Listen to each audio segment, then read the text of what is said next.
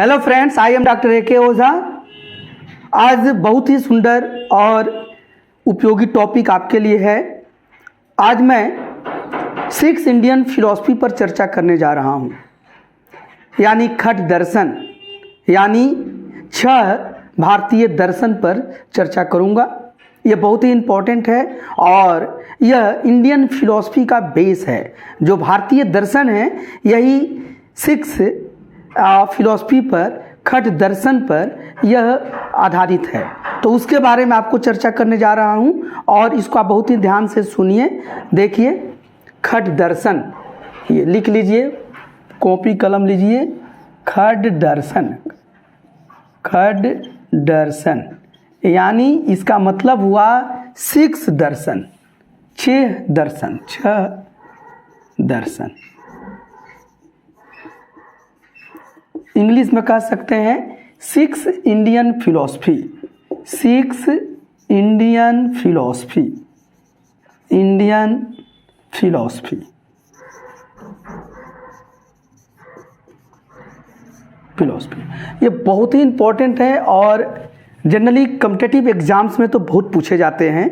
और जनरली हर बार कोई भी एग्ज़ाम देखिए, चाहे वो सिविल सर्विसेज का हो, यूपीएससी का हो, या पीसीएस का हो, या एसएससी का हो, रेलवे का हो, वनडे एग्ज़ाम, कहीं भी इससे बहुत पूछा जाता है। तो इसको आपको जानना चाहिए। इसमें मैं आपको बताऊंगा कि ये 6 दर्शन हैं क्या और इनके प्रणेता कौन कौन से हैं, इनके जो इम्पोर्टेंट टीचर हैं वो कौन है, या इनके फाउंडर कौन है।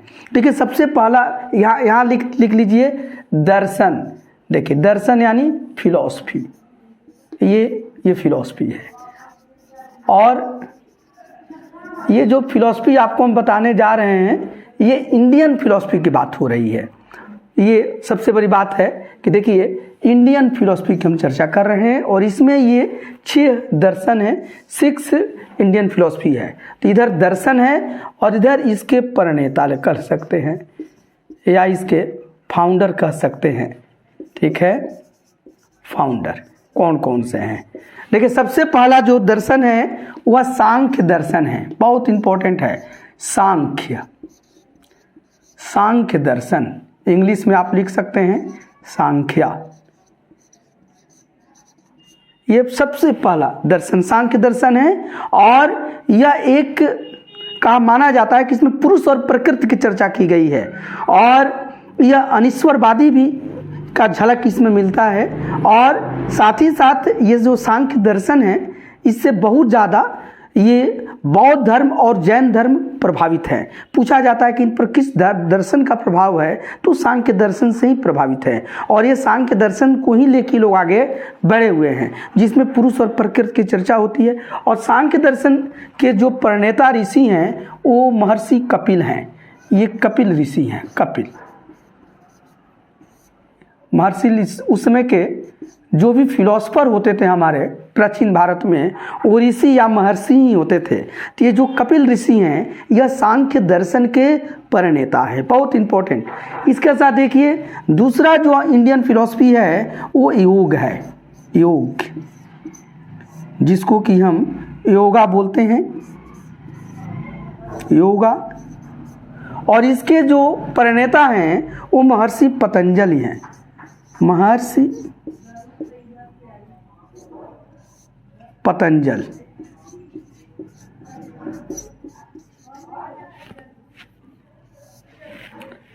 ये तो योग के पतंजलि हैं, महर्षि। योग का मतलब होता है टू यूनाइट, जोड़ना। किसको जोड़ना? मन और शरीर को। ये जब पूरे मन और शरीर को हम एकाग्र कर लेते हैं तो वही योग है। तो इसमें योग में है और पतंजलि का योग सूत्रार्ध है और इसमें इन्होंने बहुत अच्छे तरीके से इसके बारे में चर्चा किया है। तो दूसरा दर्शन हमारा योगा दर्शन है।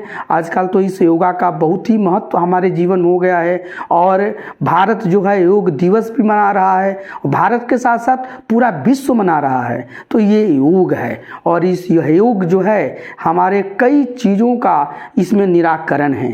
तो जो योग है वो भारतीय दर्शन का एक शाखा है और जो हम 6 दर्शन हैं उसमें योग दूसरा शाखा है, पहला सांख्य आपको बताया।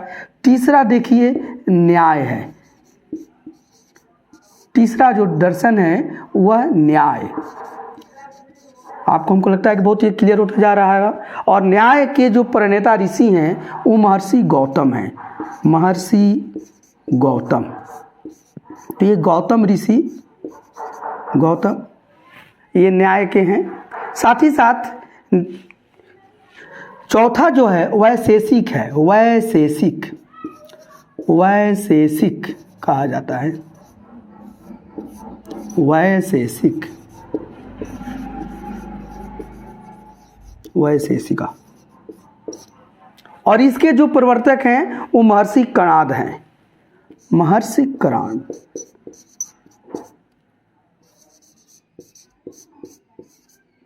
देखिए ये कणाद बहुत इंपॉर्टेंट ये हैं। और ये कणाद ऋषि जो हैं इन्होंने ही परमाणुवाद का सबसे पहले सिद्धांत दिया है। हालांकि हम भारतीय जो हैं वो क्रेडिट लेने में विश्वास नहीं करते थे, हम लोग ज्ञान को भी दान मानते थे। और हमारा मानना है कि दान ऐसे किया जाए कि हमारा दायां हाथ अगर दान कर रहा है तो बायां हाथ को भी पता न चले कि क्या दिया जा रहा है। तो इसलिए हम लोगों ने, लेकिन जो परमाणुवाद है जिसको कि हम एटम थ्योरी कहते हैं और एटम का आविष्कार कहते हैं, तो आधुनिक भारत में तो उसमें डाल्टन को माना जाता है। लेकिन डाल्टन के बहुत पहले ये कणाद ऋषि ने परमाणु के बारे में चर्चा किया है, तो ये परमाणुवाद है। तो ये भारतीय ये दार्शनिक हैं जो, और इनका जो विचारधारा है या इनका जो दर्शन है उसी को वैशेषिक दर्शन कहते हैं। और इसके बाद देखिए पांचवा है मीमांसा, पांचवा मीमांसा, मीमांसा इसी को हम पूर्व मीमांसा भी बोलते हैं, पूर्व मीमांसा, पूर्व मीमांसा ये। और इसके जो है जैमिनी ऋषि हैं, लिख सकते हैं, सभी में महर्षि लगा रहे हैं, आदर सूचक है जैमिनी। तो जैमिनी ऋषि जो हैं उन्होंने मीमांसा के बारे में बताया है। एक्चुअली मीमांसा का मतलब होता है जानने की इच्छा, जिज्ञासा।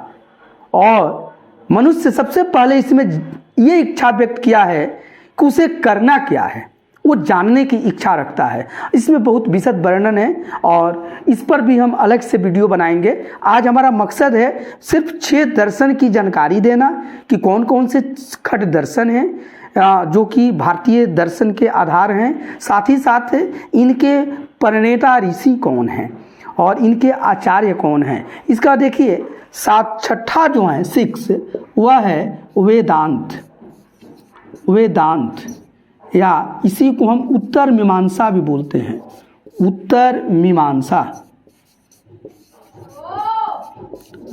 उत्तर मीमांसा। और इसके जो प्रणेता हैं वह है महर्षि वादरायण, महर्षि वादरायण, महर्षि वादरायण। तो ये 6 दर्शन हैं, ये 6 है, इंडियन फिलॉसफी है। आप बहुत क्लियरली समझ जाइए, हम भारतीय दर्शन के बारे में बात कर रहे हैं, भारतीय दर्शन के बारे में बात हो रही है। पहली बात ये समझ लीजिए, भारतीय दर्शन में ये खट दर्शन है, 6 ये फिलॉसफी है। और यह है सांख्य, योग, न्याय, वैशेषिक, मीमांसा और वेदांत। सभी का हमने इंग्लिश लिख रहे हैं, मीमांसा आप ऐसे लिख सकते हैं, देखिए मीमांसा। इसी में पूर्व मीमांसा है और उत्तर मीमांसा है। मीमांसा का मतलब जिज्ञासा, जानकारी। अब देखिए सांख्य जो दर्शन है इसके महर्षि कपिल हैं, योग दर्शन के प्रणेता महर्षि पतंजलि हैं, न्याय दर्शन के प्रणेता महर्षि गौतम हैं, वैशेषिक दर्शन के जो आचार्य हैं प्रणेता हैं वह महर्षि कणाद हैं। इन्होंने यही जो है ये परमाणुवाद की बात इसमें किए हैं। परमाणुवाद सबसे पहला बात विश्व में, परमाणुवाद मतलब कि परमाणु जो कोई भी चीज़ है उसका जो सबसे छोटा पार्ट है वो परमाणु है, जिसे कि हम अंग्रेजी में या इंग्लिश में एटम कहते हैं। तो ये डाल्टन के बहुत पहले ये इन्होंने मत इसके बारे में बताया है। और हालांकि जब आधुनिक आप केमिस्ट्री आप फिजिक्स पढ़ते हैं तो डाल्टन को बोलते हैं, लेकिन आप जानिए कि सबसे पहले भारत में परमाणु की बात और परमाणु पर चर्चा हमारे ये वैशेषिक दर्शन के जो आचार्य हैं, जो प्रणेता हैं, महर्षि कणाद ऋषि, इन्होंने किया है। तो ये कणाद जी हैं। और मीमांसा जो है वो महर्षि जैमिनी है। मीमांसा को पूर्व मीमांसा भी कहा जाता है। और वेदांत दर्शन के महर्षि वदरायण है, इसी को उत्तर मीमांसा कहा जाता है। वेदांत का मतलब वेद का अंत, मतलब ये वेदों के बाद में इस पर चर्चा की जाती है। पूरे वेद के बाद ये वेदांत की हम चर्चा करते हैं। तो ये एंड, अंत मतलब एंड होता है, मतलब बाद में, लेटर, वेदों के बाद इस पर चर्चा है। ये 6 दर्शन है, इसको आप लोग याद कर लीजिए। यह मैचिंग में, सुमेल में, परीक्षाओं में बहुत पूछा जाता है। और इस तरीके से इस जो शैक्षणिक कार्यक्रम आपको चलाया जा रहा है डॉक्टर ए.के. ओझा यूट्यूब चैनल, ये ऐसे और भी कई चीज़ें आपको देता रहेगा। इसके पहले हमने वेद के बारे में चर्चा किया है। हम इसके पहले बहुत चीज़ों के बारे में जो एग्जामिनेशन में पूछे जाते हैं, वेदांत के बारे में चर्चा किया है। और सभी का हम लिंक इसके डिस्क्रिप्शन बॉक्स में डाल देंगे। ये चैनल अगर अभी तक आप सब्सक्राइब नहीं किए हैं, इसे ज़रूर सब्सक्राइब कर लीजिए।